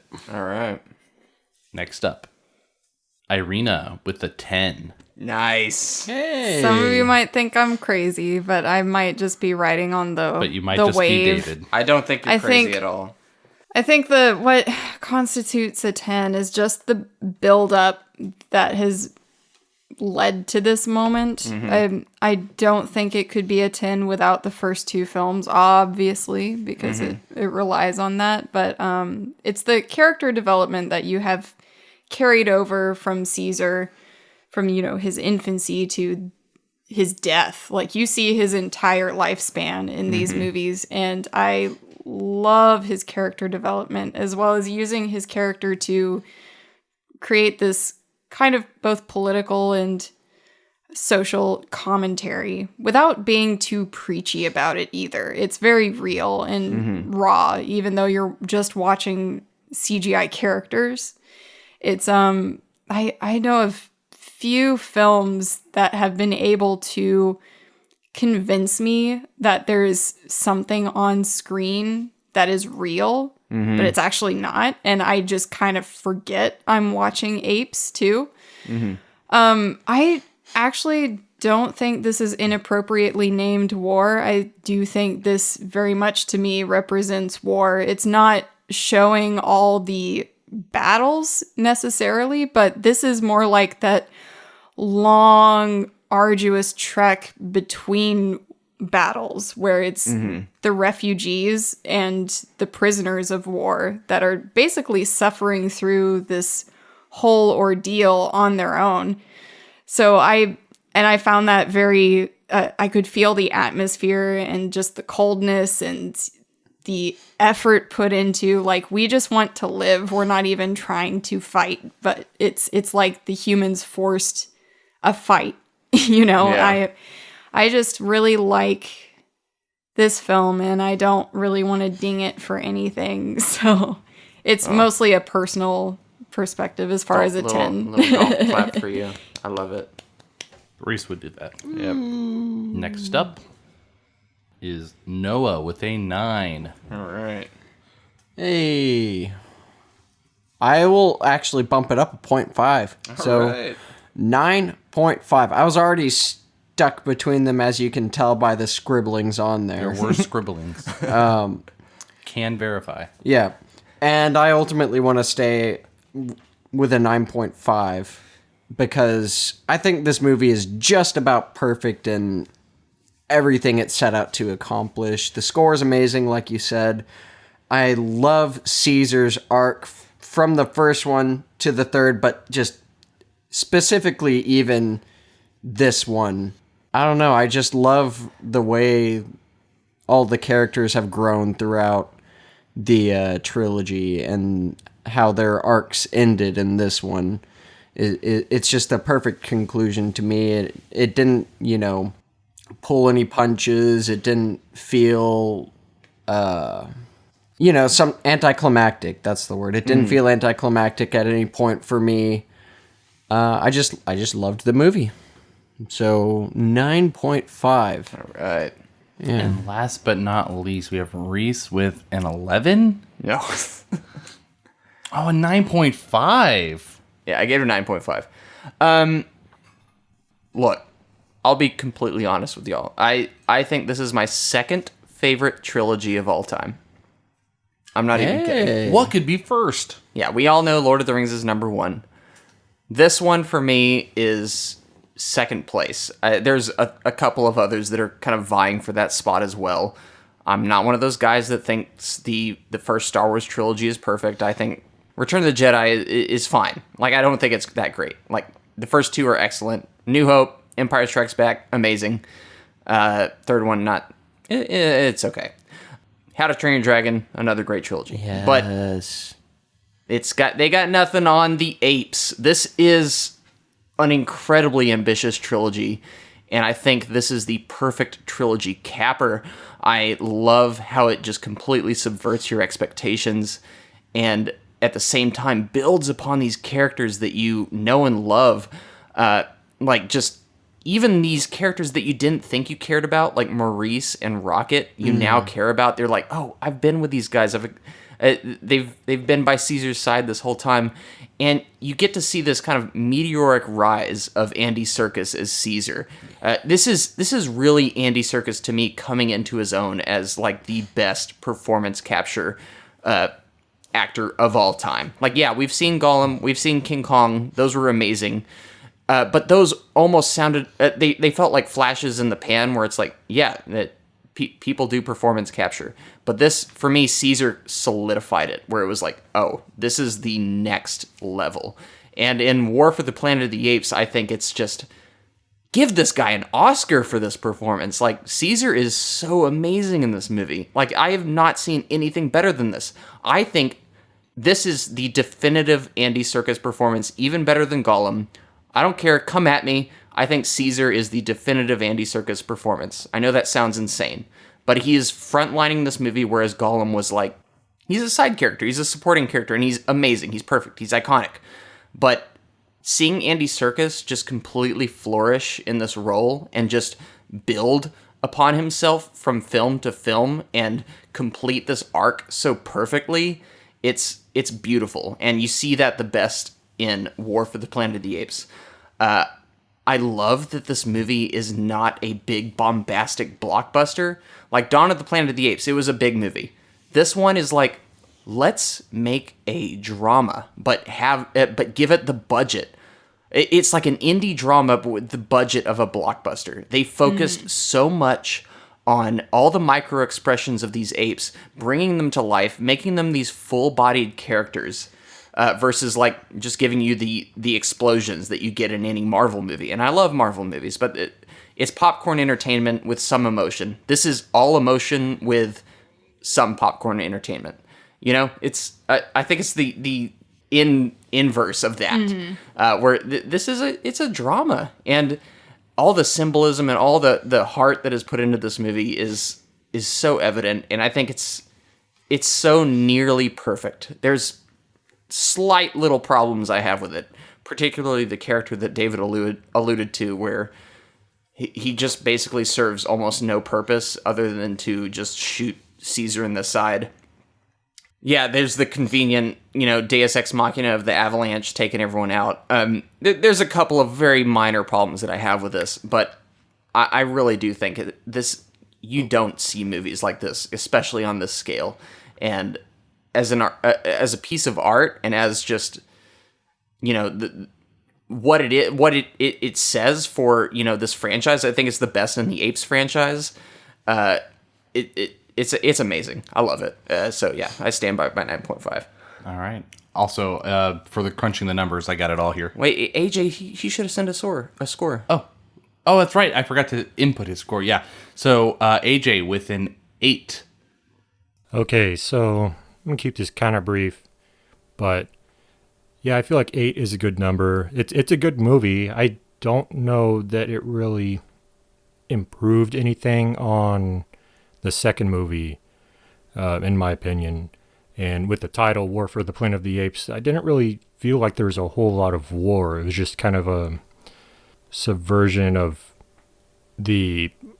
everything that Caesar was and grew to be kind of went out the window. And yeah, he lost his family and all that stuff, but for this kind of centering back on Caesar and his own travels and quest, so to speak, like it wasn't really driving, and I feel like he lost himself too much to the point that it was disappointing, so that I was looking for this big broad warfare that we got more so in Dawn of the Planet of the Apes, and here is just the central villain. Like Woody Harrelson's a good actor. I'm kind of burned out on him because he seems like he's so prolific now, and it wasn't really the best choice or direction that I would have wanted to see this go in. Everything from the technical standpoint is still good. I think it looks good still. there's not as of the impressiveness as the first two movies. For some reason, maybe I'm just used to it.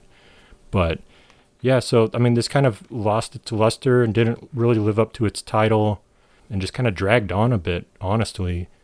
Again, some of the supporting cast I wanted to see more, because Caesar on himself, like, if he's going to have this central focus, he needed to have, I don't know, just more weight behind his choices, and instead of just kind of going with the flow, even though he turns on what he learned and everything. Like, I wanted him to kind of follow, Maurice more. And Maurice he's got a charm about him. I mean, maybe he's Borneo with it, but maybe it's Maybelline. But I wish they included some more of those supporting characters a bit more to help. This is a war. Like, there should be teams of groups of people instead of one ape versus one kind of crazed man. And I still am not clear if they even answered on why they were getting sick again with the mutinous and stuff. Maybe I missed that. Maybe they did answer it, but if they did, it seemed like an unnecessary complication to things. So not really sure what they were going for in, a movie that should be wrapping up a trilogy and resolving things and being the ultimate culmination of everything. This did not feel like that. So, yeah, it's an 8 because I probably should have given the second movie a bit more of an edge. It is a better movie in my opinion. But yeah, overall, well done with the technical side of things. So I think that's a pretty good. I'm comfortable with that. I'm pretty sure he's 8s across the board. I think he did 8 for everyone. I'm getting some interference here. No, we're done with that. I'm getting some interference. I don't know what's going on. Nick, do you think you can pick this one up for me? Gosh, I'm getting pyramids. I'm getting snow. Bad CGI. Is it the Yeti microphone I'm using, or is it another kind of Yeti? It's that was okay. I'll allow it. Yeah, 7s for some reason. Across the board. Well, I will say that David's score is at least 2 points ahead of his score for Mummy, Tomb of the Dragon Emperor, the movie he gave a 7 out of 10 to. Yes. All right, but David, why don't you crunch all those numbers for us? Yeah. So we have a average of a 9.2. All right. And we have a total average for the entire series at an 8.8, which is pretty freaking high. Yeah, as it should be. And let's take a look where this lands in the lineup. Currently, this War for the Planet of the Apes falls in the 11th spot. Definitively, actually, it's our first 9.2. So it is just above another Exodus movie at number 12. Prince of Egypt. Prince of Egypt at 9.1. And just below a couple 9.4s, which we have Pirates, Curse of the Black Pearl, A Few Dollars More, and Die Hard. So this is in very good company. Yeah. 9.2, I think that's what I would give it. I like that. That's usually how it ends up with us. I feel like in the end, the movie gets a pretty decent score. So this franchise did have an upward trajectory, which is something rare for franchises. The first one, I believe, we gave an 8.3 overall, and the second one we gave an 8.9 overall, and this one ended on a high note with a 9.2. Mm-hmm. So I really like Die Hard, but I feel like this should be above Die Hard. They're just different. They're very hard to compare. This movie's so good. And I just want to say one of my favorite things of the whole trilogy, like aside from the fact that it's just a cohesive trilogy, I like all the just little references to the original. Like even that little scene when they're just like going through the desert, and like I'm pretty sure that's almost the exact same like layout of the desert that they go through in the second movie, which is still a terrible movie. But I'm just like, oh hey, that's the desert, even though they're on the West Coast instead of the East Coast. Yeah. There's a lot of see, that's the thing. The first movie had a good spread of references to the original. Half of them were good and half of them were terrible. Like the ones where someone had to actually straight up say a quote that was from the first film, it always landed flat. But anytime it kind of just subverted things and just did the ape version of what we got in the original Planet of the Apes, it was done really well. Like, it was just like flipping the first movie on its head. Get your hands off me, you damn dirty ape. Yeah, that line was terrible. But yeah, the second and third one do these subtle references so well, I feel like. I will say that line works well, though, because of Caesar following it up with no. Like, the line's not meant to work well. Like, when Caesar says no, it's perfect. That moment is so great. Because that's literally like that. That's like how the moment plays with Charlton Heston in the original movie. Like, that's one of my favorite like turnarounds. So yeah, man, I agree. I'm sorry, Totally I wasn't agree there for with the you. first one now. Yes. All right. So we gave it a 9.2 for our overall score. Let's go on to what critics thought.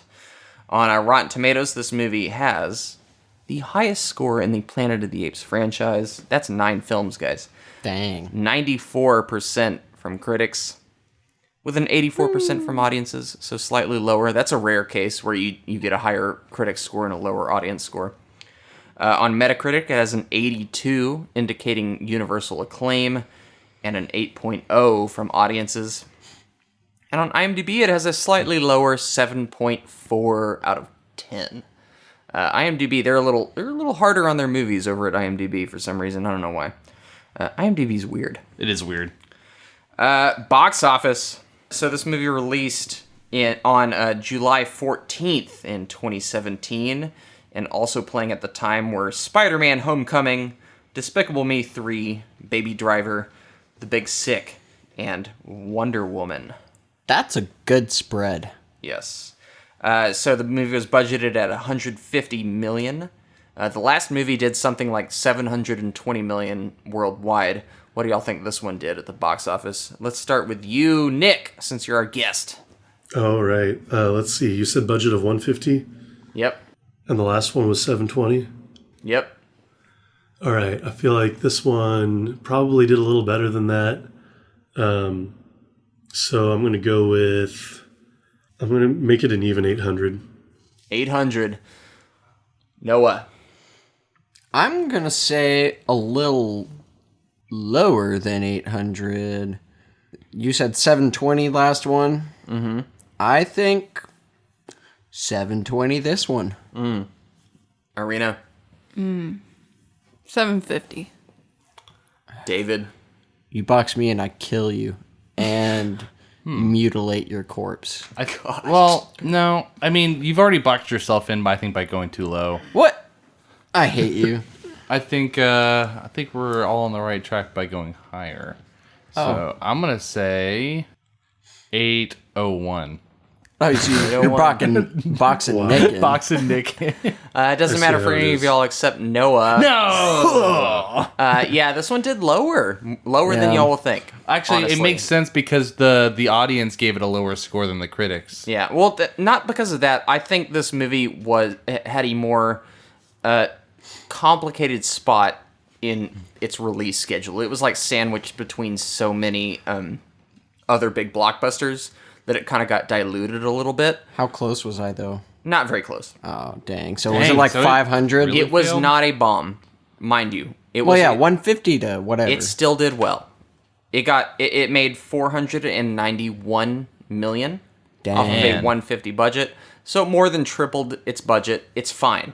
It did well. Should have done better, though. People liked it. I was going to say 720 sounded like a lot. Like I was really surprised when you said that one. So I was really scared to go higher than that because that was already kind of like a surprise.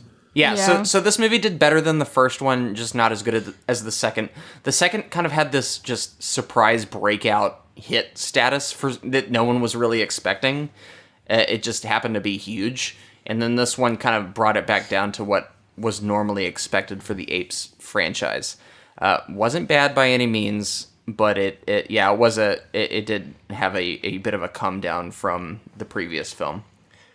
So yeah, 150 million budget, 491 million worldwide box office take. Success, but not a resounding success.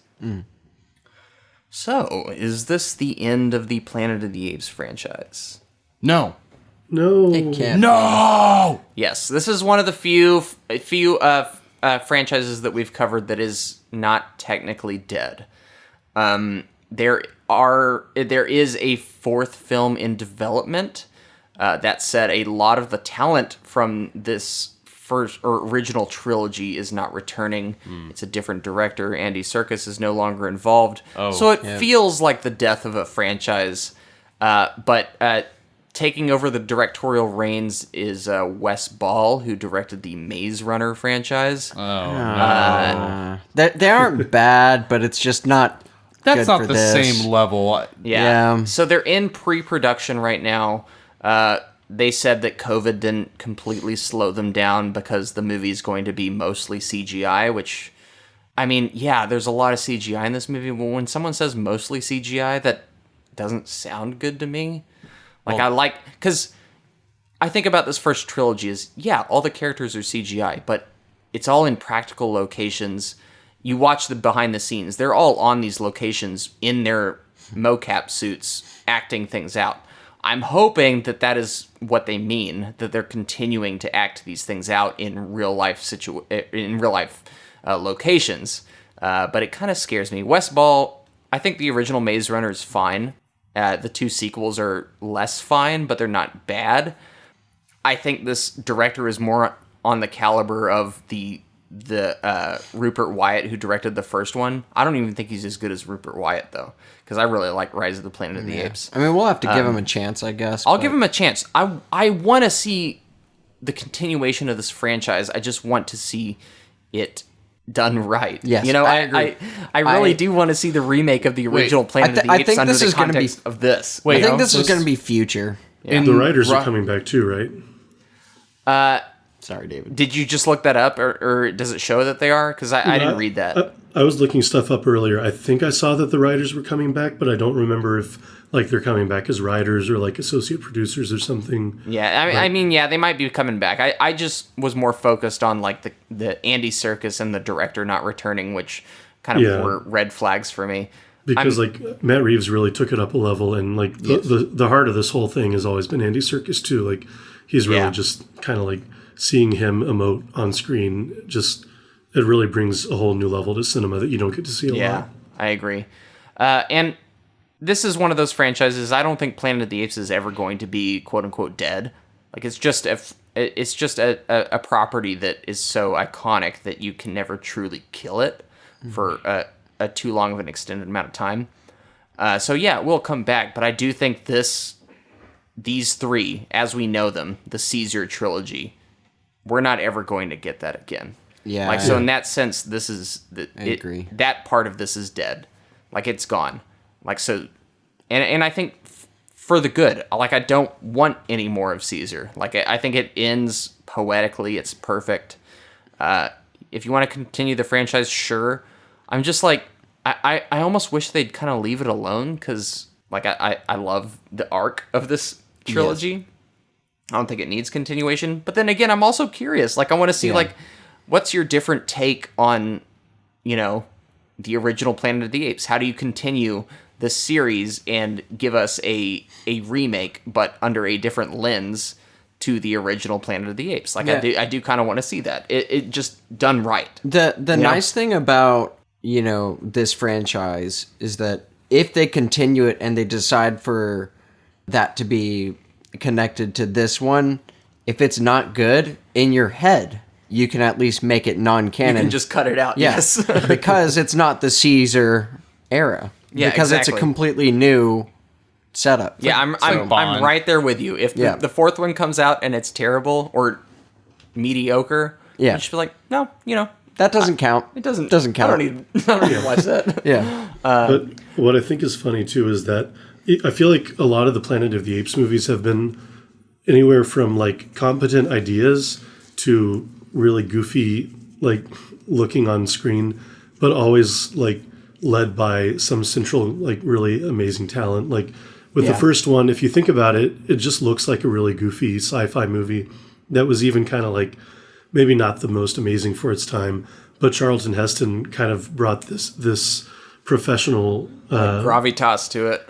Yeah, exactly. Like Charlton Heston, I think, is one of the main reasons like that he took it seriously, and so everyone else took it seriously, and it became iconic. And I think the same thing kind of happened with Andy Serkis. Like it was already like really great CGI, and sure there's always been good talent around him, but I feel like Andy Serkis is just him being like the amazing actor he is. Really like made this trilogy what's special. So I'm really curious to see who's the one that brings, you know, what we didn't get with the Tim Burton one to the next trilogy that we're about to get. Yeah. Yeah, and Planet of the Apes I feel like these movies work because it's such a novel like idea. They thrive on just, you know, flipping what you expect in a movie on its head and just showing you it from the other side, like showing humanity through a different lens. And I think that's what makes these movies interesting to me. Yeah, and that's what makes sci-fi good sci-fi too. Yes. All right. With the end of this franchise, let's do what we haven't done in a while and give it a honorable or dishonorable death. So for those that are new to this show, at the end of a series, we like to talk about whether a franchise ends honorably or dishonorably. If it ends honorably, that means the movie ended on a conclusive note and it does not demand a sequel. All the kind of loose ends are tied up and we can kind of let it drift off into the sunset nicely. But if it ends dishonorably, that means it leaves loose ends. There's cliffhangers and it cannot stand alone, or it demands a sequel. So for the Planet of the Apes or Rise, Dawn, War, for the Planet of the Apes franchise, do y'all think it ends honorably or dishonorably? Apes. Honorable. Yes. Yeah. I think it's honorable as well. Apes series together strong. Yes. I think this is the Nick, how about you? Yeah, I'd agree. Yeah, I think this is a prime example of ending honorably. Like, you had your complete Caesar arc. He dies at the end, and that's it. Yeah, yes, you could imagine a sequel, but in terms of this, it doesn't demand it. Yeah, in terms of this, all the character arcs in this one and the stories, they are conclusively ended. Yeah. So, it might not be as much of my favorite trilogy as it is for you, but it definitely is up there as one of the most cohesive trilogies out there, and I really wanted to give it a 9. So yeah. You still can. I'm good. You still can. All right, cool. So honorable death for Planet of the Apes. Obviously, the franchise is actually not actually dead because there's technically a fourth one, but honorable death for our big main ape, Caesar. Yeah, buddy. He had a good death, guys. Next week, we're talking about Disney's Tarzan. Phil Collins, baby. Yeah, David is so happy. We're moving out of the Planet of the Apes franchise. We've stuck around there for 4 films now. David's really excited to get out of it. All right, shut up. Yeah, next week, Tarzan, Disney's Tarzan specifically. Get ready for the film we're talking about after that, though. So I'm sure you can guess. I'm gonna just live in the moment. Yeah, looking forward to it. Goodbye, guys. Human gets sick, ape gets smart, then human kill ape, but not me, I run.